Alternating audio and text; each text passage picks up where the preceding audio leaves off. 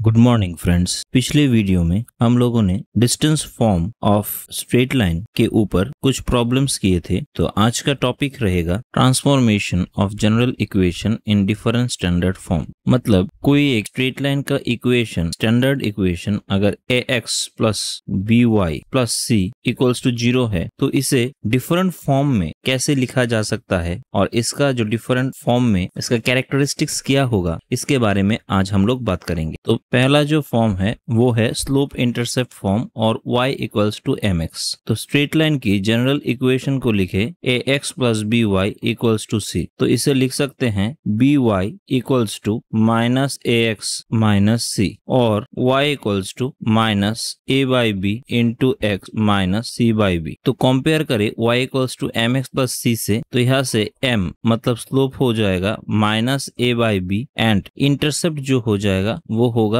Minus capital C by capital B। तो slope को हम लोग लिख सकते हैं coefficient of x by coefficient of y and intercept को लिख सकते हैं constant term by coefficient of y। अब सेकंड फॉर्म हो जाएगा इंटरसेप्ट फॉर्म। तो इंटरसेप्ट फॉर्म में स्टैंडर्ड इक्वेशन को लिख सकते हैं ऐसे ax प्लस by, c को राइट हैंड साइड में ले जाए तो माइनस, तो इसे लिख सकते हैं ax by minus c plus by by minus c equals to 1 और ये हो जाएगा x by minus c by a plus y by minus c by b equals to 1। तो यहाँ से लिख सकते हैं इंटरसेप्ट ऑफ एक्स एक्सिस, मतलब ऐसा एक कोऑर्डिनेट ग्राफ हो और ऐसा एक लाइन चला जाए तो एक्स एक्सिस का जो इंटरसेप्ट होगा उसका वैल्यू हो जाएगा माइनस सी बाई ए और इंटरसेप्ट ऑफ वाई एक्सिस मतलब ये पोर्शन हो जाएगा माइनस सी बाई बी। अब थर्ड फॉर्म है normal form of straight line, मतलब स्टैंडर्ड फॉर्म ऑफ इक्वेशन जो है ax plus by plus c को हम लोग कैसे इस नॉर्मल फॉर्म में लिख सकते हैं। तो स्टैंडर्ड फॉर्म में x का कोफिशिएंट है a एंड नॉर्मल फॉर्म में x का coefficient cos alpha. Similarly b compare to sin alpha and c compare to minus p। तो लिख लेते हैं a compare to cos alpha, b compare to sin alpha and c tantamount to minus p। तो इसे लिख सकते हैं a by cos alpha equals to b by sin alpha equals to c by minus p, क्योंकि ये proportion में रहेगा। तो cos अल्फा इक्वल्स टू लिख सकते हैं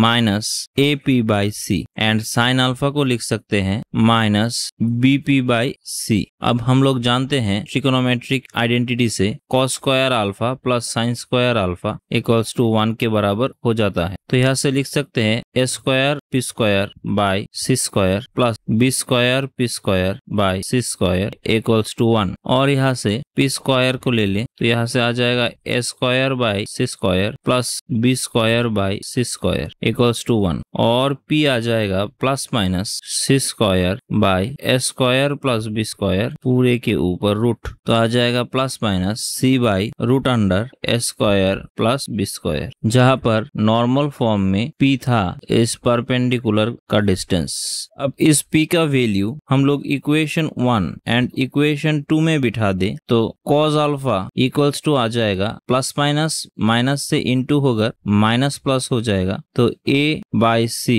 into C by root under A square plus B square, C C cancel, ये हो जाएगा minus plus a by root under A square plus B square. Similarly sine alpha हो जाएगा minus plus b by C into C by root under A square plus B square, C C cancel, minus plus b by root under A square plus B square. तो ultimately sine alpha, cos alpha and p की value हम लोग इस normal form में बिठा दे तो आ जाएगा minus plus X A by root under A square plus B square minus plus Y into B by root under A square plus B square equals to plus minus C by root over A square plus B square. अगर ये right hand वाला term left hand side में चला जाए तो plus minus change होकर minus plus ही हो जाएगा। तो अल्टीमेटली आ जाएगा minus plus X A by root under A square plus B square minus plus y b by a square plus B square और minus plus c by a square plus B square equals to 0। तो ultimately minus plus को common ले लिए, आ जाएगा x A by a square plus B square plus y b by a square plus B square plus c by a square plus B square equals to 0 and यही होगा required equation. अब कुछ question देख लेते हैं। First question is reduce the equation 3x minus 2y plus 6 equals to 0 to the intercept form and find x and y intercept। तो कैसे निकालते हैं देख लेते हैं। 3x minus 2y 6 को राइट हैंड साइड में ले जाए तो 3x by minus 6 plus minus 2y by minus 6 equals to 1। इसे लिख सकते हैं minus 6 by 3 plus minus 6 by minus 2 equals to 1। This is 2, this is 3 और minus minus cancel। तो this is x by minus 2 plus y by 3 equals to 1। तो यहाँ से हम लोग बोल सकते हैं कि x intercept equals to minus 2 and y intercept equals to 3 होगा and this is the answer। Second question is reduce the line 3x minus 4y plus 4 and 2x plus 4y minus 5 equals to 0 to the normal form and hence find the line which is nearer to the origin। तो पहला line दिया गया है 3x minus 4y plus 4 equals to 0। तो इसे लिख सकते हैं 3x minus 4y equals to minus 4 और minus 3x plus 4y equals to 4। अब x की कोफिशिएंट था a एंड स्टैंडर्ड इक्वेशन था ax plus by plus c, जहां पर cos अल्फा था a by a square plus b square, sin alpha था b by a square plus b square and p था c by a square plus b square. तो a square plus b square की value क्या आएगा root under -3 square 4 square का root, ये आ जाएगा 25 मतलब 5। तो पहले इक्वेशन को अगर नॉर्मल फॉर्म में लिखे तो हो जाएगा -3/5 x plus 4/5 y equals to 4/5। तो यहाँ से ये जो टर्म आया ये होगा p, नॉर्मल का डिस्टेंस 4/5। अब सेकंड इक्वेशन दिया गया है 2x plus 4y minus 5 equals to 0। तो इसे लिख सकते हैं 2x plus 4y equals to 5। अब यहाँ से a square plus b square का वैल्यू देख लेते हैं। 2 स्क्वायर प्लस 4 स्क्वायर, तो ये आ जाएगा 4 प्लस 16 मतलब 20, तो रूट 20 मतलब 2 रूट 5। तो इस इक्वेशन 2 को अगर नॉर्मल फॉर्म में लिखे तो आ जाएगा 2/2 root 5 x plus 4/2 root 5 y plus 5/2 root 5। तो ये 2 कैंसिल, यहाँ से 2 कैंसिल हो जाएगा और इसे लिख सकते हैं 5/√20 मतलब ये 4.4 के करीब कुछ वैल्यू आएगा। मतलब यहाँ से लिख सकते हैं x/√5 2y/√5 इक्वल्स टू 5/4.4। ये हो जाएगा नॉर्मल फॉर्म ऑफ इक्वेशन 2। तो यहाँ से p हो जाएगा, इसे अगर p1 दे देते और तो इसे p2, तो p2 हो जाएगा 5/4.4। अब कंपेयर करें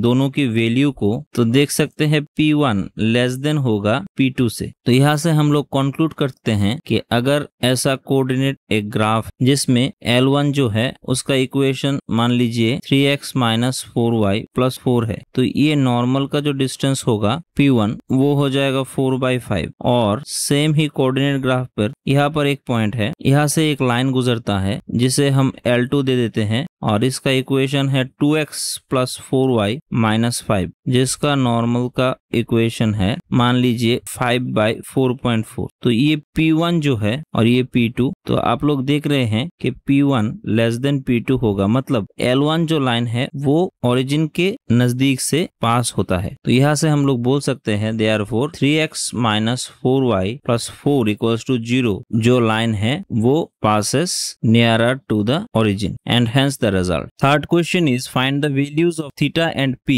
if the equation x cos theta plus y sin theta equals to p is the normal form of √3x plus y plus 2 equals to 0। तो इस प्रॉब्लम में से हम लोगों को थीटा एंड पी का वैल्यू निकालना है। ये स्टैंडर्ड इक्वेशन दिया गया है √3x plus Y plus 2 equals to 0। तो इसे लिख सकते हैं √3x plus Y equals to -2। Minus से कॉमन ले ले तो √3x minus Y equals to 2। अब यहाँ से इसको इक्वेशन 1 दे देते हैं और इस इक्वेशन से अगर कंपेयर करें तो cos थीटा इक्वल्स टू आ जाएगा -√3, sin थीटा इक्वल्स टू आ जाएगा -1 एंड p इक्वल्स टू आ जाएगा 2। तो tan थीटा इक्वल्स टू आ जाएगा sin theta by cos theta, मतलब -1 -√3 इक्वल्स टू 1/3 1/√3। तो कोऑर्डिनेट इस ग्राफ में tan थीटा का वैल्यू पॉजिटिव है और sin theta and cos theta का वैल्यू नेगेटिव कुछ क्वाड्रेंट पे होता है, थर्ड क्वाड्रेंट